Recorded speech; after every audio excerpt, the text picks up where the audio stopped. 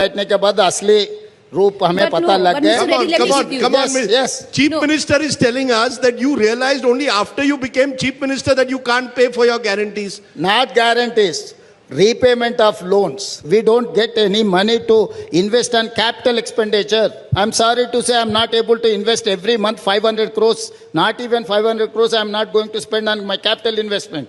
మందరం గాంధీ కుటుంబానికి ఒకవేళ ఆర్థిక అవసరాలు ఉన్నాయి అని అంటే తలా ఓ చెయ్యి వేస్తే తెలంగాణ నుంచి 1,000 కోట్లు పోగు చేసి ఇవ్వగలిగిన శక్తి ఈ రోజు కాంగ్రెస్ పార్టీ కార్యకర్తలకు. మీకు గాంధీ గారి ఫ్యామిలీ మీద ఉన్న ప్రేమలో ఒక 10% అయినా తెలంగాణ ప్రజల మీద ఉంటే బాగుండేది. మీకు లోన్ రీపే చేయడానికి, డెవలప్మెంట్ చేయడానికి, శాలరీస్ ఇవ్వడానికి అండ్ ప్రజల కోసం పెట్టడానికి మీ దగ్గర డబ్బులు లేవు. కానీ 450 ఇల్లులు పడగొట్టి గాంధీ గారి విగ్రహం పెట్టడానికి 5,000 కోట్లు అయితే ఉన్నాయి.